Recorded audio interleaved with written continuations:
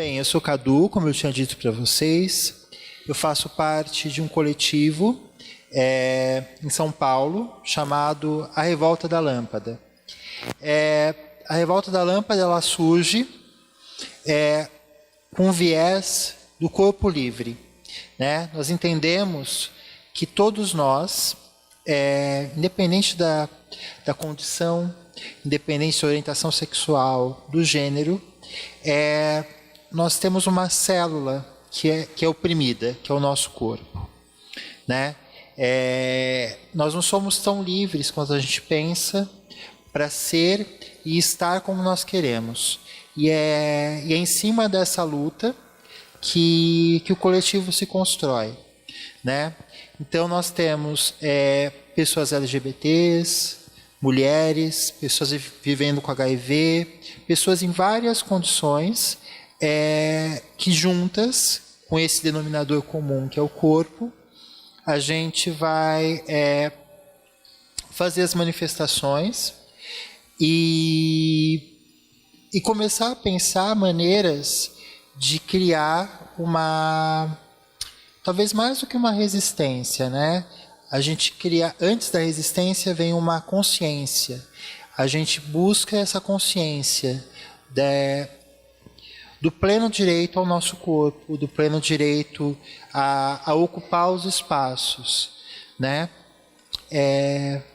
Bem, então, como vocês estão vendo, eu sou negro, sou LGBT, então eu vou, dentro do coletivo, eu vou ter esse papel, né, da transversalidade, ou de juntar essas duas coisas, né, de juntar essas duas características que estão em mim, para ver como é que a gente pode estabelecer essa luta, como a gente pode pensar isso. E cada um traz essa sua experiência para o coletivo. Eu estava ficando bravo já, que não aplaudiu. E a revolta nasce o nome Revolta da Lâmpada nasce por causa de não sei, vocês devem ter ouvido falar, do ataque que houve na Paulista com 4 jovens com lâmpada fluorescente. E não a revolta não nasce um coletivo LGBT, ele nasce um coletivo pelo corpo livre, justamente porque o jovem que foi atacado foi lido, ele estava num corpo que foi lido como um LGBT, só que ele é um homem heterossexual. Um deles era gay, os outros eram heterossexuais. E o que foi mais espancado era um cara heterossexual. Então a gente usa essa questão do corpo livre, porque não importa tanto só o que você é, mas como a sociedade vê seu corpo e a liberdade que a sociedade dá para esse corpo em determinados lugares. Eu, por exemplo, tenho vários privilégios. Eu sou um homem branco, de classe média, sudestino, quer dizer, eu nasci aqui no Sudeste. Então, assim, a única questão é que eu sou viado. E isso me custou muitos problemas na minha vida, principalmente estudantil, já que a gente está falando aqui dentro de uma escola. Passei 22 anos da minha vida no armário, hoje eu tenho 41, quer dizer que eu passei mais tempo na minha vida no armário do que fora dela ainda. E muito por causa de todos os traumas que eu sofri na minha época escolar. Então, acho que a revolta vem trazer essa união também. Nós temos, como o Cadu falou, pessoas vivendo com HIV, pessoas do movimento negro, pessoas do movimento feminista, toda junta. Adoraríamos ter alguém do movimento indígena, mas ainda não estabelecemos esse contato. E é uma troca sobre a opressão que esses corpos sofrem. E a gente tem um método de atuação, que é um método que a gente chama de fervo, também é luta. Então, todas as vezes que a gente faz alguma ação, ela é transpassada por arte e por cultura. A gente tenta passar a nossa mensagem através desses instrumentos.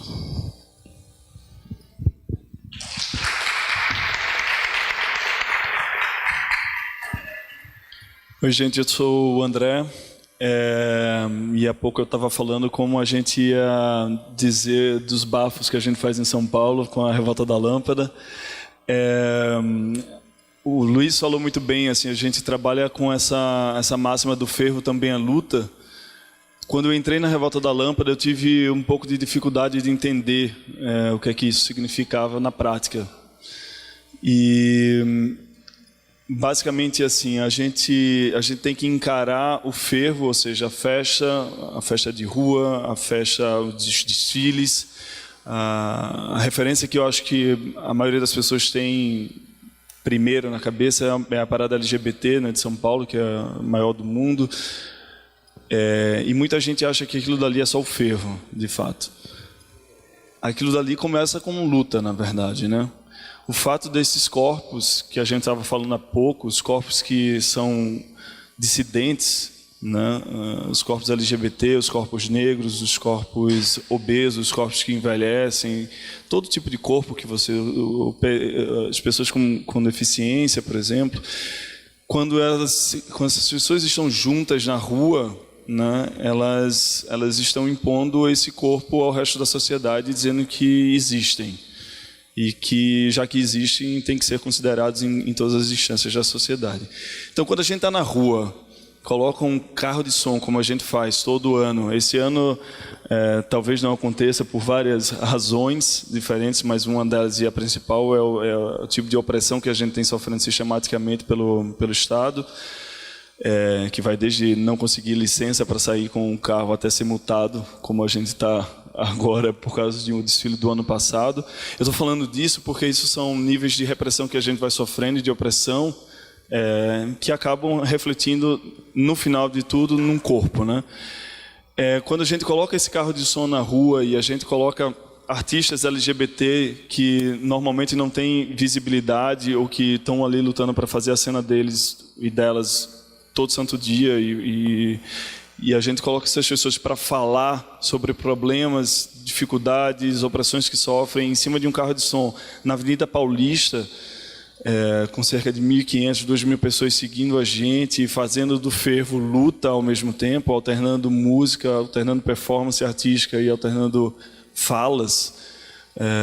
Isso é muito importante, assim, é uma coisa que a gente entende que tem um alcance que é muito maior do que simplesmente ficar lá profetizando o apocalipse na Avenida Paulista, né? Então, isso é uma coisa que a gente tenta trabalhar no dia a dia. Acho que a gente ainda tem muito para trabalhar, mas a gente também tenta se articular com vários outros coletivos que tratam muitas vezes desses corpos especificamente. Então, a gente tem articulação, por exemplo, com alguns coletivos de pessoas negras, a gente tem articulação com pessoas, com coletivos de pessoas positivas, vivendo com HIV, enfim, a gente tem articulação com vários outros coletivos para trazer esse conhecimento, trazer essas experiências para dentro do coletivo da gente, para a gente poder expor quando a gente está em algum lugar como esse daqui e ter conhecimento e ter representatividade para falar.